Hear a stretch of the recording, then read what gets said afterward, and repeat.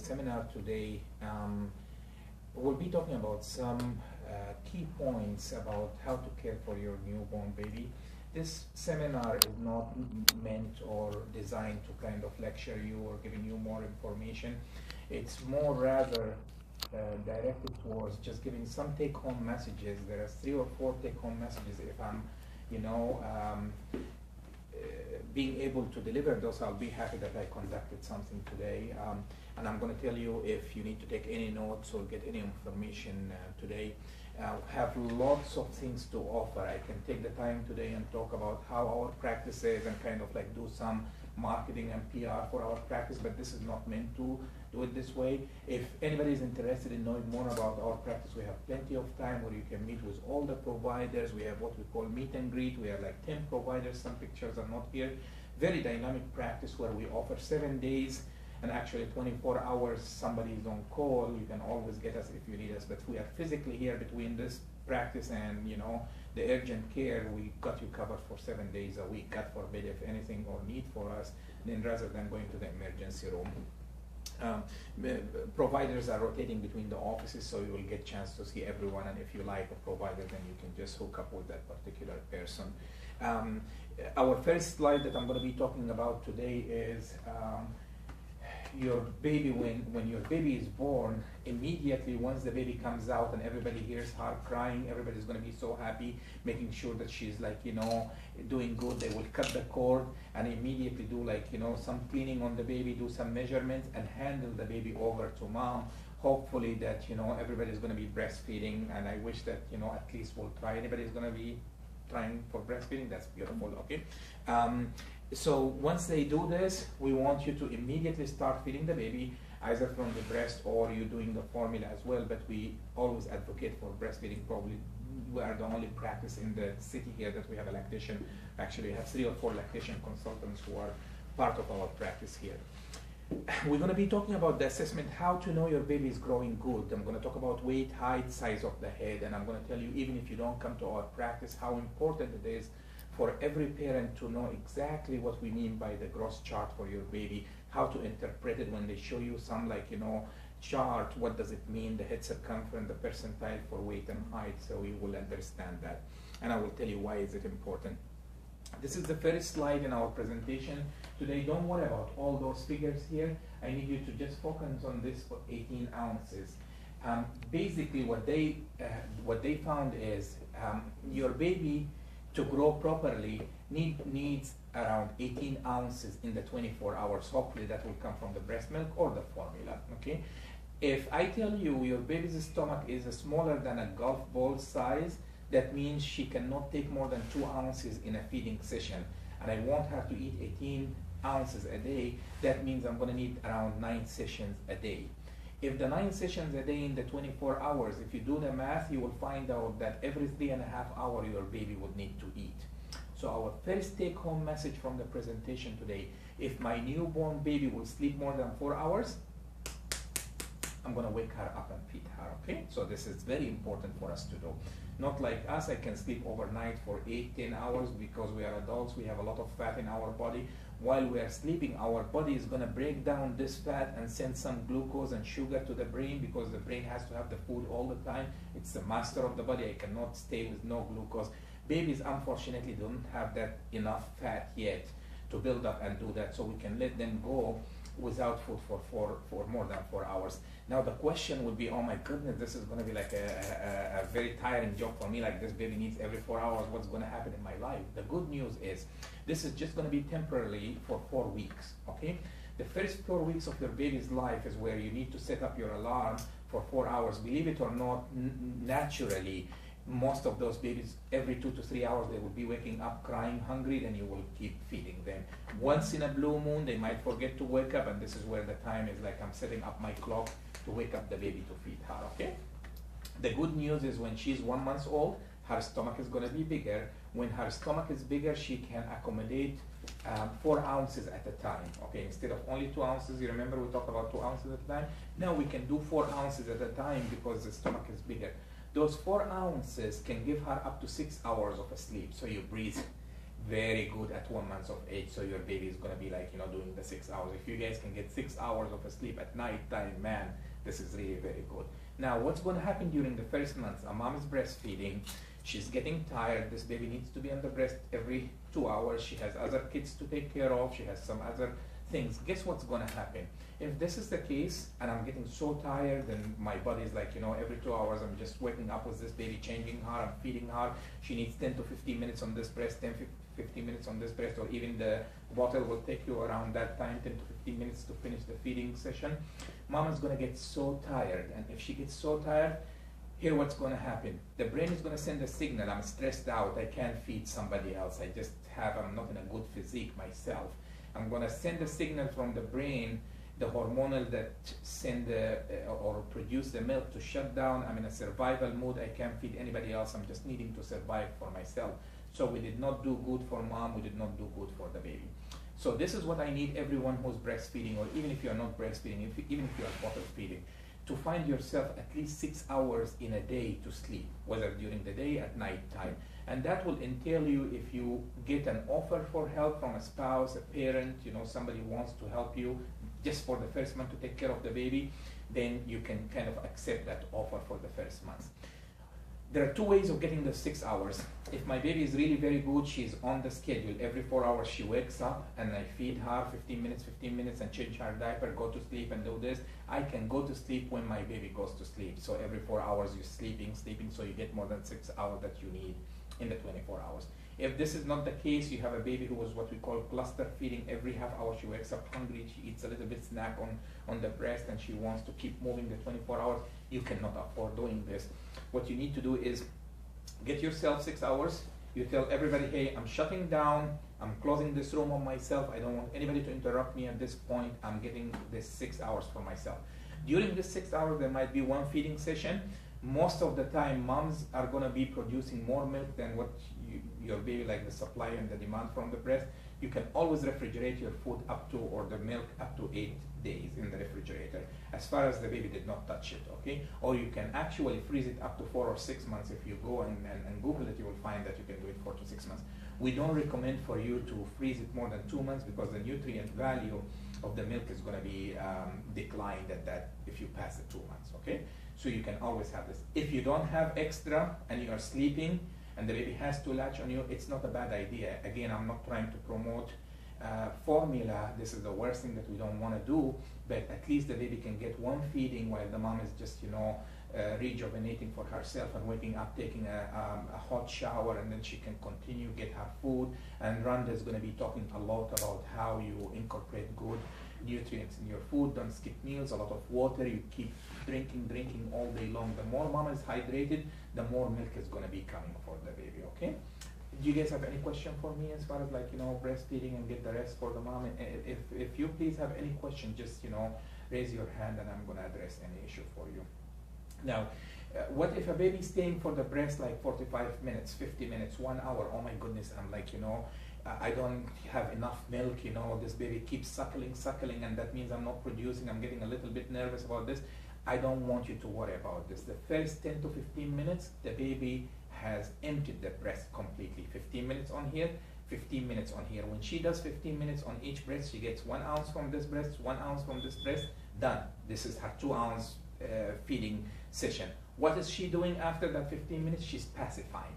She's just bonding with mom, okay? If we can afford letting her do this, let her do this. If you don't have anything else, especially if you can do skin to skin, I need every mom to be able, to just get the baby against your skin naked, and she's naked against your skin, and this is going to bring more milk for mom, okay? This is a lot of research done, and they found out this is a lot of milk is going to come if you get her to with no clothes against your skin directly, okay? That it has to do with the warmth of skin. If a dad does the same thing, I need you to take your shirt off, put the baby against your skin directly, and a lot of milk is going to come. No milk is going to come, okay? Don't get excited, but this is what's going to happen. If dad is doing this as well, I need you guys to Google this, you will find out. When both daddy and mommy do this with the baby, and it has to do with the temperature of your skin, you actually help the baby's brain to develop. So you're helping the brain to kind of enhance the growth of the brain, and it's a beautiful sensation. If you do this couple of minutes, even for dads, can get the same sensation of having the skin to skin directly with the baby. For moms, you guys will get a lot of milk production happening, okay? But both of you, you need to do this for the brain development of your baby. Now, a couple of logistics, I need you to be careful because I don't want you to come back and say, he said this. I don't want you to do it with the baby completely naked. Make sure the diaper is on, okay? I'm not responsible for any accident that can happen with, you know, the baby with no, and please don't do it while you're lying flat in your bed. You know, sometimes if you're flat in your bed, God forbid you get to, you know, sleep or anything, accidents can happen. So I will do it while I'm fully awake. The baby is on the diaper, I'm watching TV, and, you know, she or he is against my skin directly on my chest like this. We also talk to parents about doing what we call tummy time. When your baby is around 1 month of age, you can put a blanket on the floor and just get her on her stomach a little bit. And what's going to happen with the tummy time is the baby's going to have strengthening of her abdominal muscle. This group of muscles in our abdomen is one of the very strong muscles that we have. By the time your baby is 4 months of age, she's going to start to roll over. Okay, so if she's so strong here, and you know you have been giving her a lot of tummy time, she will be so strong at 4 months she will be rolling over, like, you know, very quickly. And you know, during the first months, you can do this through the chest, skin to skin. She's lying flat against your skin and against your chest for both daddy and mommy. That will be considered like the tummy time we need her to have. Okay. So is there any questions so far as this? Okay. Good. iNurseMyBaby.com, I think she talked about you know, what we did in our website, a very good resource for all information for moms who are breastfeeding, or even, like, you know, other information about how to care for your baby. This is something that you will be doing, and I think you have information in your handouts about this. Okay, we play with some data. I can tell you exactly how your kid is going to be, how tall he or she is going to be.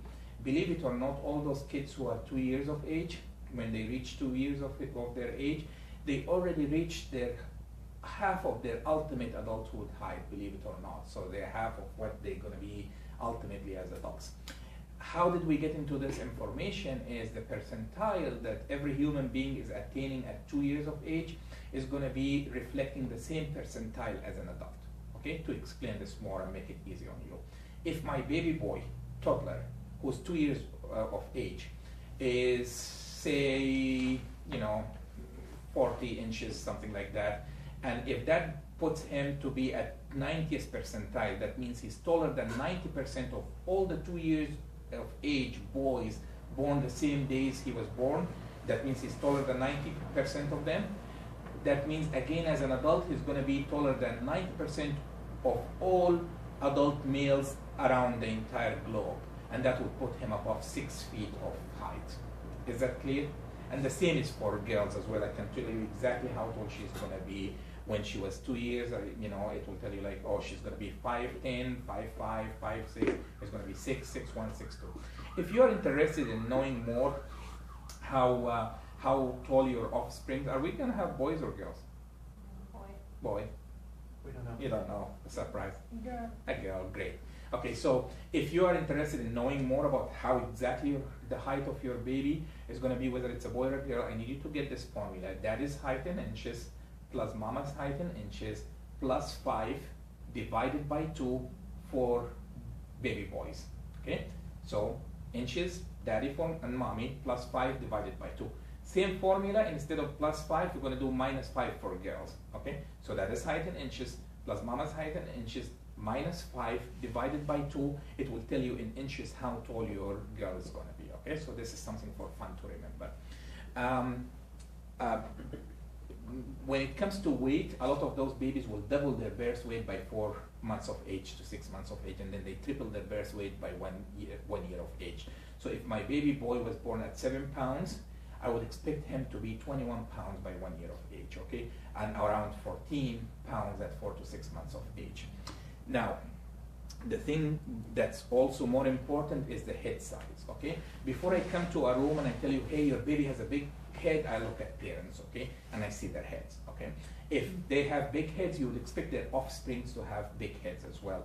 We call it like a familial tendency. There is, you know, big families with big heads, their offsprings are going to have big heads, and vice versa, smaller heads with small people. So If anybody has a big head, I need you to cheer up, because this is a positive thing. People who have big heads, they did a lot of studies, and then they found out that people who have big heads, their brains are bigger in mass and volume, and they are smarter.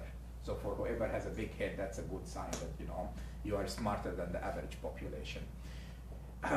Why also we need to worry about the head size is we have some condition. If God forbid what's growing inside the head is water, this is something we don't like. There is a condition that we call it hydrocephaly. We will address this issue. Again, if the head is not growing properly, that means there is something going on in the brain, and I can play with anything around in my life except for the brain. Remember, the brain is the master of the body. I can just deprive my hands from growing, my legs, but I cannot deprive the master of the body. He has to grow first, and the brain is the most important element in our body. So when you remember when we started this presentation today, I told you there are 3 things that we need to be very carefully looking at: baby's weight, baby's height, and the head size, which tells us, or we call it head circumference. When what's growing inside the head circumference is the brain. Anytime that you go to the pediatrician's office, I need you to look at when you go to the pediatrician's office. In your handout here, you will see the visits that we will have. Wellness at newborn, 2 weeks, 1 month, 2 months, 4 months, 6 months, 9 months, and 1 year. And this is across the board everywhere. So when you go, I need you the first thing to ask them, what's the growth chart for my baby? I need to look at it. You need to interpret this for me and tell me what's the percentile. Am I doing good on weight? Am I keeping the percentile? Is the baby adding enough inches in the head size and enough height? And because this is really very important. Why is it very important, and why I come to the room and smile at the parent and say, hey, you guys are doing great job, your baby grew that, and it's like, what's the big deal about 7 ounces? What's the big deal about 2 inches? Why is he so excited about this? The reason for this, if you guys imagine, if I need to build a building like this, what's the most important thing for this building to tell me, how many stories that I can have and how big, and the foundation, okay? So the foundation or the base for any human being's life is going to be determined in the first 3 years of this human being's life. So if I optimize the nutrition, the psychological growth for the baby, emotional growth, and educational, anything that I can do for this baby to optimize the growth. Exactly, I know how to feed the baby, when to wean, why is it breastfeeding better, how many ounces a day, what kind of toys I need to start to play with the baby, what kind of songs, is the baby seeing, can I show picture for this baby at a certain age, we'll be talking about all those things. Then that means I'm optimizing the growth of this baby to what we call the most potential genetic makeup. Every human being is born, if my parents were Einstein's, kind of parents, I'm expecting myself to carry good genes. But believe it or not, this is not what's going to determine. If I was born to that makeup of genes, I have the best genes around the world, but I did not get enough of, my parents feeding me the right food and trying to read for me at 6 months of age and do all those things for me, and I get a good schooling system and a good, nourishing environment for my growth in the first 3 years, I might decline in my performance. Another baby who has been born to average people like us, okay, with average, gene makeups, but we optimize everything for this baby. This baby might do as good or even better than that baby who was born from, you see, so people are now looking, and this is going to be so huge with the research going on from now on, how to optimize the care for those babies, and how can I make a good human being starting from scratch. It's not going to be because I was an average or I didn't get a college degree, that means my kids are not going to do it. No, if I optimize things for them, they will do much better. And now you could see that's already happening. If you look at any kid who is 3 years old now, she can already do whatever in an iPad or a cell phone that I haven't touched till I was 40 years of age. So life is changing for people. In the past, we used to know if a baby is growing good, it's like putting 2 or 3 cubes, together, and that, oh man, she's doing good. It's not anymore. Nobody's doing cubes anymore. She can work this iPhone better than or smartphones and all those games better than any of us. So there is a huge evolution happening, and we want to make sure that we are catching up with all those things and getting your babies the best attention and the best care. Lots of resources. If you go to myangelkids.com, watch your baby growing. It's going to give you tips at all ages how At 4 months, what kind of games that you want to play with your baby. At 6 months, what's developmental toys for different sensations, like, you know, gross motor, some fine motor skills for your babies, memory with doing all those cards. And believe it or not, babies are doing amazing on, you know, when we start to enhance their development by stimulating some certain areas of their growth. Okay, any questions so far? Okay. We're going to talk quickly about jaundice, fever, congestion, rashes, immunization, sleep in babies. Okay, we talked about the colic. If anybody is in a formula, if your baby is in a formula, please don't change the formula assuming that your baby has colic, and then you end up in a shelf in your kitchen with formula that worth $300, $400, $500, $600, because it's very expensive commodity, by the way. Before you buy any formula, if this is the route, you talk to your pediatrician and they will give you samples and see if it's working. The good news, any mom who's breastfeeding has less likely for her babies to have colic than babies who are in formula, okay? There is another issue that I need to touch up on quickly, and I don't know if you had a baby before, right? Okay, and she's yours as well. Did any of you have an issue with your babies when they were toddlers, 2 or 3 years of age, not eating greens? Like, you know, you chase them because, you know, we have a big issue globally, like, you know, kids don't like to eat vegetables and fruits. They always need to like snack on one type of food, and it's really very difficult for parents. You are chasing this baby all over the house to try to get her food, you know. If you can put it this way, again, to show you how breastfeeding is good for babies, we have what we call like taste buds in our tongue. Everything that mama is eating in 8 hours is going to go into your breast milk, okay? So if you eat today different vegetables, different kind of foods, your baby is going to taste all those components. You had broccoli, you had that, you know, vegetable, the green, blah, blah, blah. Everything is going to be in the breast milk. So he already started to taste that food, okay? If I take your milk today and tomorrow, it's going to be different. The ingredients, the components, if I analyze the milk, is going to be different to according to what you ate.